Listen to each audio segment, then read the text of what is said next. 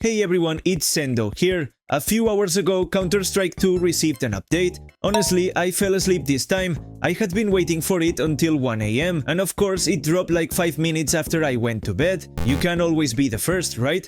The thing is, just like I mentioned in another video, new maps have arrived in the game, and as an extra feature, weekly missions are now available too. So today we're going to talk about that and much more, so let's go. To start off with today's patch, they've added the concept of weekly missions.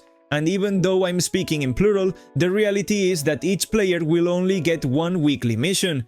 Each mission will give us a certain amount of bonus XP, which will vary depending on the difficulty of the challenge. We'll have 7 days to complete it, and once it's done, we'll have to wait until the next week to get a new one.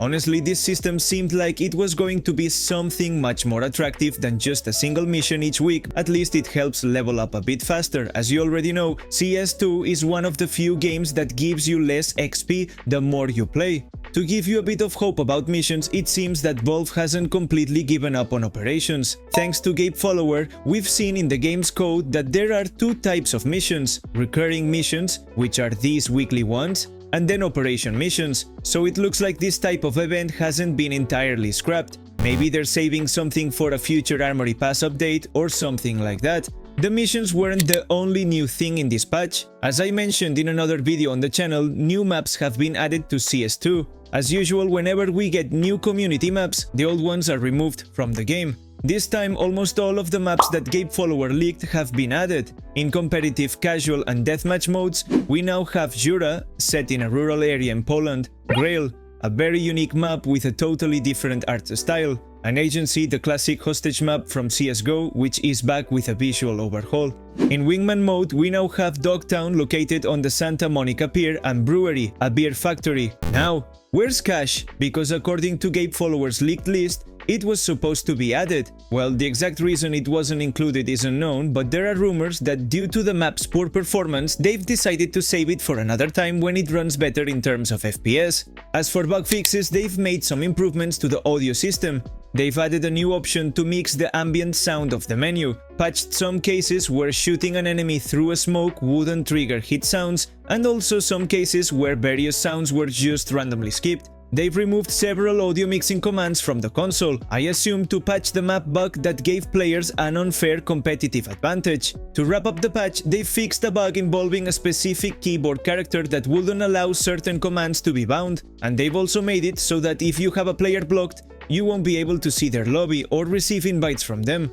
Of course, as usual, whenever there's a slightly bigger update than usual, they always end up adding some new bug. And this time, as several users on Reddit have already reported, if you throw a Molotov just behind or near a smoke, you can see the shadows of enemies that are inside or near it, basically a competitive advantage that shouldn't exist. And to top it off, they still haven't fixed any of the reproducible bugs that Valve asked us to help with a few weeks ago, so yeah, I guess they'll fix those whenever they feel like it. To end today's video, I also need to mention something pretty sad from Valve. They've completely cancelled the Classic Offensive project, a mod that had been in development for 8 years and had previously been approved by the company. I won't go into too much detail because I want to make a full video explaining the situation, but basically the mod's development team received a private message on Twitter from Valve telling them to stop the project or face legal consequences. Since they couldn't release it on Steam, they were planning to make it public on ModDB, an external platform. At this point, there's nothing more that can be done, and the developers are calling on the community to protest and demand the release. In fact, they've created a website explaining the development phases and clearing up many doubts the community had, like the false rumor that they had used leaked code, one of the supposed reasons Valve couldn't allow the mod.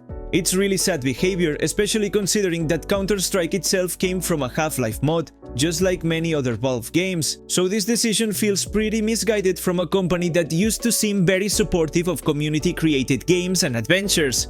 As I said, I'll make a more detailed video about the situation later, so don't forget to subscribe to stay up to date with all things CS2. I'm Sendoh and I'll see you next time.